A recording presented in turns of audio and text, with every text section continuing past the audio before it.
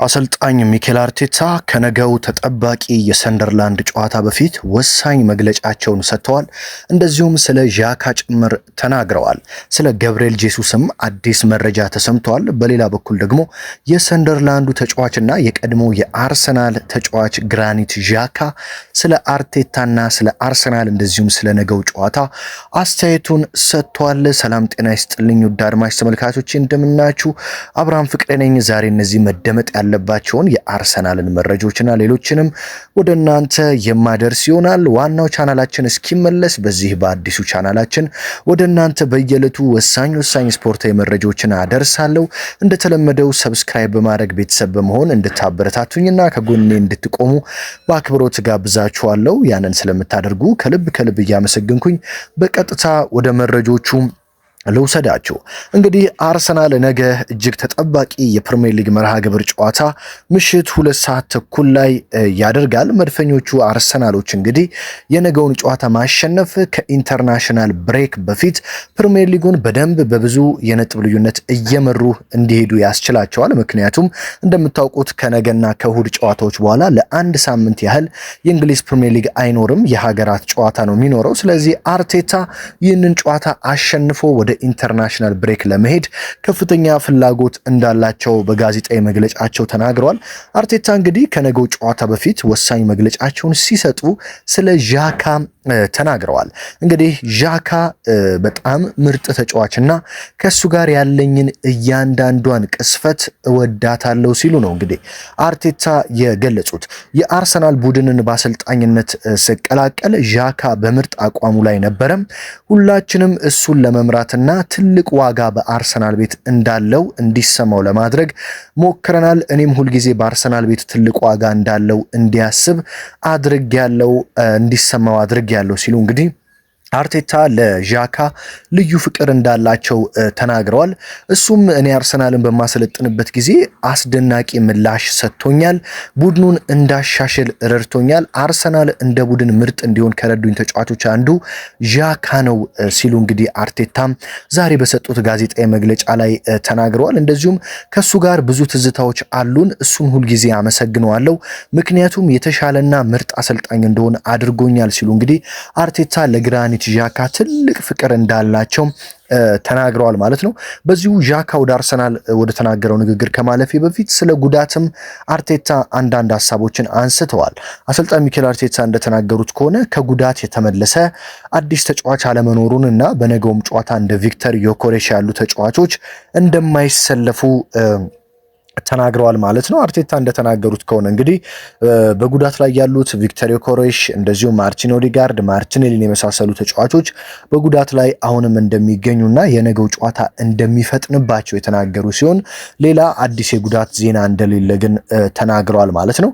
ስለ ገብርኤል ጄሱስ ማንሳት አልፈለጉም። ነገር ግን ትላንትና እንግዲህ እንደተረጋገጠው አርሰናል ቤት ለ9 ወራት ያህል ርቆ የነበረው ገብርኤል ጄሱስ ወደ ልምምድ ተመልሷል። ሙሉ የቡድን ልምምድ ማለት ከዚህ በፊት የግል ልምምዶችን በቤቱ እንደዚሁም በአርሰናል የልምምድ ማዕከል ነበረ ገብርኤል ጄሱስ ሲሰራ የነበረው። አሁን ግን ከትላንትና ጀምሮ ከአርሰናል ሙሉ የቡድን ስብስብ ጋር ሙሉ የቡድን ልምምድ መጀመሩ ተረጋግጧል። ስለዚህ ገብርኤል ጄሱስ ከቀጣይ ከኢንተርናሽናል ብሬክ በኋላ ለአርሰናል ግልጋሎት መስጠት እንደሚችል እንደዚሁም እንደሚጀምር ተረጋግጧል ማለት ነው። የገብርኤል ጄሱስ መመለስ እንግዲህ ለአርሰናሎች በተለይ በጥሩ አቋሙ የሚመለስ ከሆነ ሌላ አማራጭ ይሆናቸዋል። በጣም ጥሩ ነው። ነገር ግን አቋሙ አሁንም ካልተመለሰና አቋሙ ወርዶ ከመጣ አሰልጣኝ ሚኬል አርቴታ በጥር የዝውውር መስኮት እሱን ለመሸጥ እንደሚያስቡ ነው የተሰማው ማለት ነው። በአሁኑ ሰዓት እንግዲህ አርሰናል አጥቂ ላይ አማራጭ የለውም። ምክንያቱም ገብርኤል ጄሱስም ያው በጉዳት ቢመለስም ለጨዋታ ዝግጁ አይደለም። እንደዚሁም ቪክተር ዮኬሬሽም ጉዳት ላይ ነው፣ ካይ ሃቨርትም ጉዳት ላይ ነው። ስለዚህ አሰልጣኝ ሚኬል አርቴታ ነገ በሰንደርላንዱ ጨዋታ ሚኬል ሜሪኖን እንደተለመደው በአጥቂ ቦታ ይጠቀሙታል ተብሎ ይጠበቃል ማለት ነው። ኤብሪቺዜና ትሮሳርድ የተለመደውን ቦታ ይዘው ይቀጥላሉ። ሳካም ከጉዳት ነፃ የሆነ ተጫዋች ነው። ስለዚህ አርቴታ በአጥቂ ቦታ ሚኬል ሜሪኖን ሊጠቀሙ እንደሚችሉ እየተነገረ ይገኛል። ዣካ ስለ አርቴታና ስለ አርሰናል ከነገው ጨዋታ በፊት ተናግሯል። ዣካ እንግዲህ ሲያስታውስ እንደዚህ ነው ያለው። አርሰናል ሁልጊዜ በልቤ ውስጥ ያለ ክለብ መሆኑን ሁሉም ሰው ያውቃል።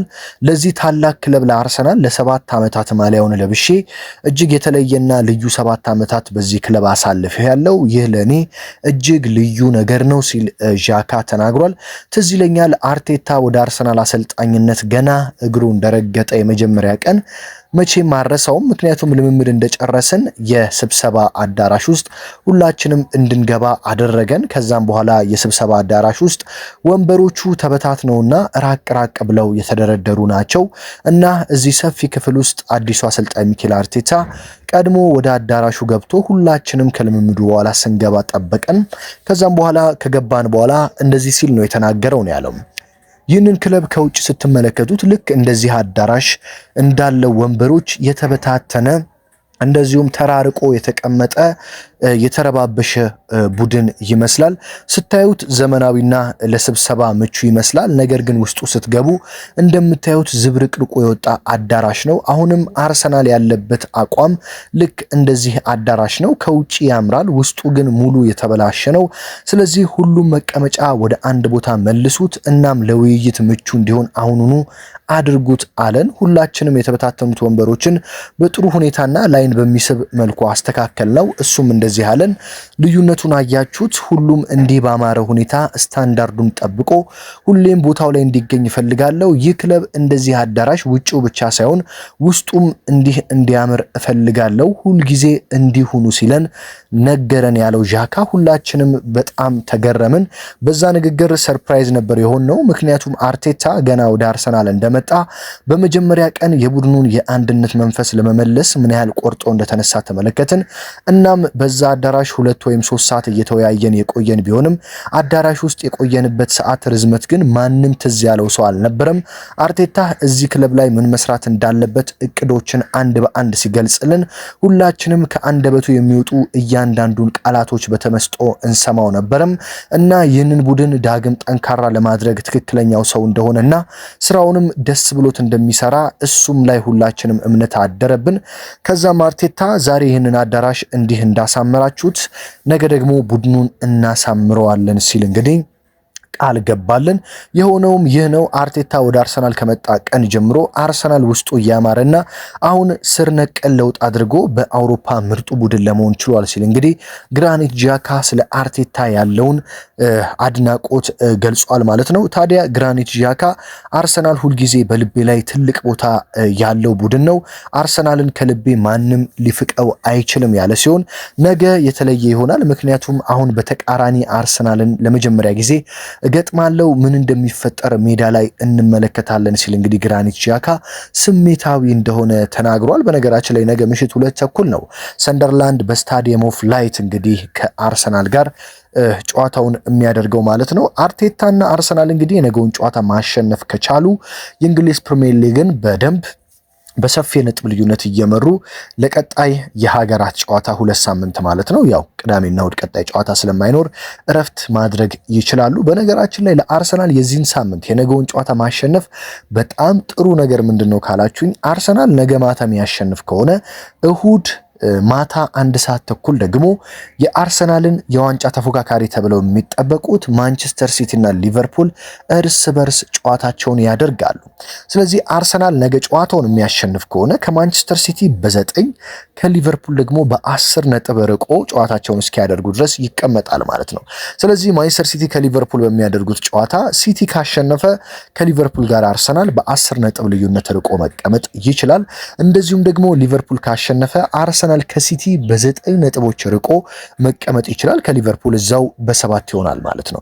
ሁለቱ ቡድኖች አቻ የሚወጡ ከሆነና አንዳንድ ነጥብ ብቻ የሚያገኙ ከሆነ አርሰናል ከሲቲ በ8 ከሊቨርፑል ደግሞ በ9 ነጥቦች መራቅ ይችላል ማለት ነው። ይህ ስለዚህ ለአርሰናል በጣም ለኔ በጣም ወሳኙ ጨዋታ ነው። ምክንያቱም ከኢንተርናሽናል ብሬክ በኋላ አርሰናል ሲመለስ በጣም ከባባድ ጨዋታዎች ነው የሚጠብቁት። ውድ አድማጭ ተመልካቾቼ ከኢንተርናሽናል ብሬክ በኋላ አርሰናል እንዳሁኑ እንደ በርንሌ ያሉ ቀለል ያሉ ጨዋታዎች ሳይሆን የሚገጥመው ከኢንተርናሽናል ብሬክ በኋላ አርሰናል እንደ ቶተንሃም፣ እንደ ቼልሲ፣ እንደ አስቶን ቪላ፣ እንደ ብሬንፎርድ፣ እንደ ባየር ሙኒክ ያሉ በጣም ትልልቅና በፕሪሚየር ሊጉ ደግሞ ጠንካራ የሆኑ ተጋጣሚዎችን ነው አርሰናል የሚያስተናግደው። ስለዚህ መድፈኞቹ ይህንን ጨዋታ ማሸነፍ ውዴታ ሳይሆን ግዴታቸው ነው ያልኩት በዚህ ምክንያት ነው ማለት ነው። አርቴታ እንግዲህ ነገ የተለያዩ አማራጮችን ለመጠቀም እንደሚሞክሩና አሁንም ጉዳት እያስቸገራቸው እንደሆነ አልሸሸጉም። ምክንያቱም ቪክተር ዮኬሬሽ መጎዳቱ በጣም እንዳበሳጫቸው ነው የተናገሩት። ምክንያቱም ቪክተር ዮኬሬሽ በምርጥ አቋሙ ላይ ይገኝ እንደነበረ ይታወቃል። ነገ አርሰናል ምን አይነት አሰላለፍ ይዞ ይገባል የሚለው ልንገራችሁ። ምክንያቱም ብዙዎቻችሁ ያንን በጉጉት ስለምትጠብቁ ማለት ነው። እንግዲህ ግብ ጠባቂ ያው ኬፓ እንደተጎዳም ታውቃላችሁ። ስለዚህ እንደተለመደው ግብ ጠባቂ ዴቪድ ራያ ይሆናል ተብሎም ይጠበቃል። እንደዚሁም የአርሰናል የመሃል ሜዳ ተከላካዮች ጋብርኤል ማጋሌሽ እና ዊሊያም ሰሊባ ይጣመራሉ ተብሎ ይጠበቃል። ሂንካፔና ክርስቲያን ሞስኬራ ደግሞ በተቀያሪ ወንበር ላይ የምንመለከታቸው ተጫዋቾች ናቸው። በመስመር ተከላካይነት ሪካርዶ ካላፊዮሪ እና ጁሪየን ቲምበር የአርሰናልን የመስመር መከላከል በግራና በቀኝ ሲመሩ፣ ማይልስ ሉዊስ ስኬሊ እና ቤን ዋይት ደግሞ በተቀያሪ ወንበር ላይ ይገኛሉ። በተለይም ሪካርዶ ካላፊዮሪ በነገራችን ላይ የአርሰናል የዘንድሮ የልብ ምት ነው ማለት ይቻላል። ምክንያቱም ሪካርዶ ካላፊዮሪ በአርሰናል ቤት ተከላካይ ብቻ ሳይሆን የመሃል ተጫዋች አጥቂም ጭምር የሆነ አርሰናል እንዳይገመትና በእያንዳንዱ ሜዳ ክፍል እየተንቀሳቀሰ የተቃራኒ ቡድኖች ክፍተት እንዲያጡና የአርሰናል ተጫዋቾች ደግሞ ክፍተት አግኝተው ግብ እንዲያስቆጥሩ እየረዳቸው ይገኛል። ሪካርዶ ካላፊዮሪን የተመለከተ ሌላ መረጃ በስፋት እምሰራላችሁ ነው የሚሆነው። በመሃል ሜዳ ላይ እንግዲህ ማርቲን ዙሜንዲ ይኖራል። ዙሜንዲ በሻምፒዮንስ ሊግ ከስላቪያ ፕራግ ጋር እንደምታውቁት በሁለት ቢጫ ምክንያት አልነበረም። በባየር ሙኒኩ ጨዋታ በነገራችን ላይ ይመለሳል። ታዲያ የመሃል ሜዳውን ማርቲን ዙቤሜንዲ፣ ዲክላን ራይስ እና እንደዚሁም ደግሞ ኤብሪቼ ኢዜ ይመሩታል ተብሎ ይጠበቃል ማለት ነው።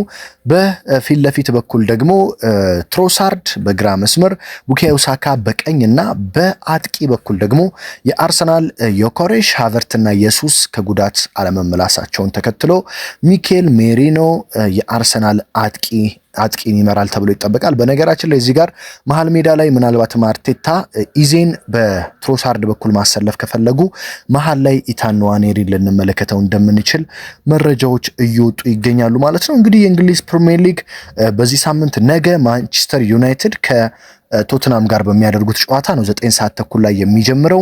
እንደዚሁም ኤቨርተን ከፉልሃም፣ ዌስትሃም ከበርንሌ የነገ ጨዋታዎች ሲሆኑ ነገ ምሽት ደግሞ አርሰናል ከሰንደርላንድ 2 ሰዓት ተኩል ላይ ይገናኛሉ። እንደዚሁም ምሽት 5 ሰዓት ላይ ደግሞ ቸልሲ ከዎልቭስ ይጫወታሉ።